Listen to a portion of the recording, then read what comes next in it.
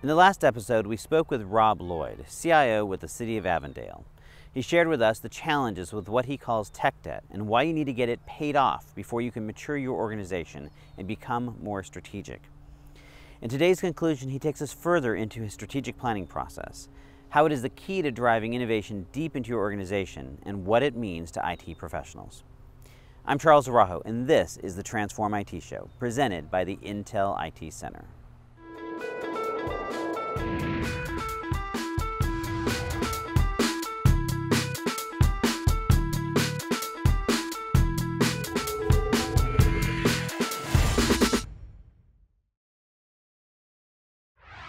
You alluded a little bit to how you are now doing things here with the City of Avondale. So let's talk about that a little bit, because I think when we were chatting, I think part of my sideline business here is to help you name all of your little initiatives here so you can trademark them. But sure. So, I mean, how are you doing it now differently, and what did we talk about that maybe connects the dots on that? Sure. So, talking with you the last time, you brought a realization there that we've applied a lot of agile concepts to our governance model. So very much it's an IT strategic work plan and an agile IT strategic work plan. If you apply the concepts of close relationships, clear understanding and joint work, and fast return of execution of things and delivering product, that is exactly how we've shaped our IT strategic work plan. Here first, agile strategic planning, Rob Lloyd. Okay. There you go. And the crazy thing is, it was only a year ago that we deconstructed our project management office. We said, the traditional way is fine and good for some projects, but to do it better, we had a session where we brought in our departments and our IT staff and a trainer and said, the culture of Agile, if we're going to do this, we need to do it together. And the departments were more than willing to spend 3 days and their key personnel to have the technical and functional leads work together so they could understand the lexicon, the structure of how they would need to work for Agile and Lean to apply. And we have a measure for our success is 80% project success rate, and that's on time. It's on budget. The scope and quality are there, but also the customer satisfaction is one of the measures we incorporate in there. And we said 80% because anything less, and then we've wasted resources. Anything more, and we've probably not challenged ourselves enough. So as far as the strategic planning process, though, I mean, give me just a little window into how that's actually being applied, and probably more importantly, the impact of it. Sure. So the process works like this. Every year, and I'll start at the beginning point just because it's a constant loop. We have a strategic work plan that we define, and that takes in all the input from the IT steering group, which is line level employees only, saying what they need in their day-to-day job to do municipal services with excellence. And then we also have directors who have their ideas of where they want to take the organization, right? Their departments, the city as a whole, city manager, city council, and those kinds of initiatives. We put that together and say, here's the technology foundation that's going to allow that to happen, where we're going to invest in the skill sets that we need. And we have a lot of effort that goes into that. On an active basis, I talk with director staff every 2 weeks to say, are these the right priorities? On a project basis, when we initiate something, we say, with the functional lead and the technical lead and the sponsor, here's what the city needs. Let's define it clearly. Let's get all the commitments in place, and then we proceed. But we have a rule of two, that it is always driven by a technical and a functional lead working together. So the perspectives are always there from the department and the business line to the technology that supports it, that those things are always blended together and producing the right results. And it's truly what's allowed us to hit the marks, I think, that we've hit. And I think the reason all this matters, at least from my perspective, and why I was so intrigued when we started talking about this, about the fact that you're kind of applying this agile strategic planning and the whole tech debt, is because really it's only once you retire that tech debt, once you get to this idea of a strategic plan that's actually working, is not just some shelfware stuff, that you get to what really matters, and that is this idea of innovation. Of how do you actually start leveraging technology in ways that creates a difference in a positive way for whoever you're serving, which in your case are your residents and your business constituencies. Absolutely. So can you give us some examples of how that's actually paid off? What you've been able to do now that you've retired that tech debt and applied this kind of agile strategic planning process? Sure. The value of the agile IT strategic plan is that if you take a step back and look at what it causes to happen in the IT department, is we stop thinking in terms of technology. right? We're no longer technicians, and I think this is true for every IT department, is we're having to coach our teams that you're not product specific anymore. You're not just an email administrator, you're not just a project manager, you're not just a programmer. You have to be something more, which is a solutions person and a person who matches the organization. So in our case as a municipal government, we talk with our staff that you're now an economic developer, you're now a community builder, you're sometimes now an engineer assistant, but you have to understand to be able to be responsive. And that's where IT presents the highest level of value. And so the innovations that come from that are completely driven by the organization. You know, in public works, we might talk about how we're going to do SCADA and the management of our industrial control systems better. So simple things like we have in Phoenix, because of the heat, a high time where we pay a lot more per kilowatt hour of energy. So setting up the systems to pre-fill and do well activity before those charges hit, and it saves hundreds of thousands of dollars a year. The monitoring and automated response, that saves us a lot of time and allows our folks to focus on the higher value public works work. Traffic engineering, can we map out what happens at intersections so that we're not just designing them, but we're designing them safer? We don't know we have, you know, the tendency is, you know, you have an intersection with lots of accidents, for example. You don't know why, it's just there's lots of accidents there. And so what kind of analytics can you say with where it's located, timing of lights, we can do better. Public safety, situational awareness for the officer. If you take a look at neighborhood and family services, how we can register people more effectively for family assistance when they're in need. And utilities, also, we've reduced our disconnect rate to below 0.5%, just because we had a notification system, and it makes for a better relationship that you don't turn someone's utilities off and then you have to go back and turn them on. And so all of those are driven by the organization. And I think I mentioned earlier, you know, in Colorado Springs, the big push was we were so dire in terms of financial constraints that we had to automate as much as we could, and that incited us to go completely online for job applications and for procurements, and cleaned up the process. But you turn your IT organization through that IT strategic planning and that agile method into a highly responsive organization, and your staff even understands better why they're aligned with the organization and not just technologists anymore. And I love that. And I guess the part that is interesting to me about it, or maybe what I'm curious about, is while I completely believe in that, and I think it's absolutely crucial and critical, and I think you know, anyone who's not in IT doing this in the future is probably not going to be in IT long. But I also recognize that changing human behavior is hard, and people in IT, that's not their natural place, right? Mm-hmm. Are there any things that you've done to help make that transition more possible, to help people come to that realization? That's a good question, because honestly it's a struggle, and I think you nail it.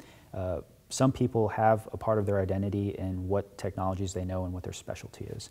And there's going to be a space for that, but it's going to be upstream. And so when we talk to our mail administrators, say, if you want to be a mail administrator, you're going to be working at Microsoft or Google, and you're going to be managing email for hundreds of thousands of people, not just one organization. And that's just reality. Sometimes the train's coming, you can either be on it or on the track, right? And so you're going to have to make your decisions. The commitment that we've always had is we dedicate a lot of resources to training. We identify a very clear growth path for folks and say, here's where our portfolio is and where we're heading with the needs of the organization. What do you want to do with your career? And here's how we're going to line it up as much as possible. The truth is, sometimes it's not going to line up. Sometimes it's going to do very good in the way of giving you opportunities to go in the directions you want. But that's the fair exchange. You know, for our staff, we tell them we're going to help you grow, and we're going to expect a lot of value in return. And that's the fair relationship. And then I tell them it's no harm, no foul. We'll help you get where you want to go, even if it's outside the organization. And the odd thing is, have extremely low attrition. I think once you dedicate and have that open conversation and have that truthful conversation where the technology is and where the organizations are going to need, and the solutions orientation that you're seeing IT people have to take, they see it. And as uncomfortable as it is, you can promise them the most dedication and comfort that they're going to achieve, because it's going to happen anyway. And at least my experience has been they appreciate that. And so from state of Colorado, of any technical team, we had the lowest attrition rate. Here we have almost a 0% attrition rate, other than employees that we've told you probably need to move on because you're not quite grasping where your direction is, or you're not comfortable with it. So a little bit of tough love, but what I find it interesting as well is that one of the complaints we get from IT people all the time is that they feel ostracized or they feel kind of separated from everyone else. And so, I mean, what you're talking about actually is the antidote to that, right? I mean, if you change your identity to seeing yourself as being in economic development or being part of the safety protocols as your help, it really is this kind of powerful thing once you kind of get over that. And I'm sure it's kind of led to some interesting conversations about as people start seeing themselves differently. Yeah, and also the perception of the organization, because you have to move the organization to see us in a different light. But yeah, it is a mind shift change. And what I told the last 3 staffs that I've come on and taken over is realize it's going to take a 2 to 3 year process. We're changing our culture, we're changing our perception, but you have to be engaged like that. And then everything else gets easier. And then they see the payoffs. So when we take this approach, where the old complaints used to be they don't give us any money. The money's there because the initiatives we've agreed to in the organization said they wanted them. They say, well, we don't have training. No, the training dollars are there because we've talked about the tech debt, we've talked about the foundation we're laying, and we have the resources to pay what we need to pay for to get you where you need to be. And in terms of project management, the old practice is you blame the project manager and everyone gripes. That's a collective therapy as you gripe about the project manager. And that's not the case anymore because we've said in the agile way, people are responsible for their own results. So we're working together to get to the end. So I'd like to wrap this up by making this a little bit more personal. You're still a young guy and you still have a long career ahead of you, but you've also achieved so much success already in your career. As you look back on your career so far, are there any 1 or 2 things that you think have really been your kind of keys to success, something that maybe an up-and-coming leader who's trying to follow in your footsteps might emulate? I wouldn't want to be emulated. I like these conversations because it is a shared learning process. And so the first thing I would, and I recommend and coach and mentor our younger employees to the same effect is, be of service. And so you're going to want to grow. And if you are willing to contribute and help and give, then you're going to get a lot of those opportunities to grow. It's not just the world coming to you and giving you the information you want. It matters a lot more when you put something positive into the world and you contribute to it. It changes your perspective, and it also gives you a lot of opportunities to do things that you wouldn't have otherwise had. That's been my personal story is the dedication I've had from everything from teachers, and we've had some tough times in our family, and to the work environment and saying, yeah, I'll help out. And then you pick up a new skill set, and it takes you on to another path, like from budget. We lost our budget person; they left. I'll pitch in. I didn't lose that assignment for 7 years, right? And then for programming, yeah, I'll help write that program, even though that wasn't my forte. It was more the database side. Became a programmer for 1.5 years, and you get to work with great people, and you get to learn a lot from them. And Maya Angelou, I think she told a story once that at a talk I was at, and they referenced her and showed a video, and she had this story about her grandma. She said, when you get, you give, when you learn, you teach, right? And that makes all the sense in the world. And if you've ever had someone who's grown up in Hawaii and the sense of family and the community, put something positive there, help build it up, and everyone will be better off, including you. The other thing is you're not going to ever stop learning, and especially in technology.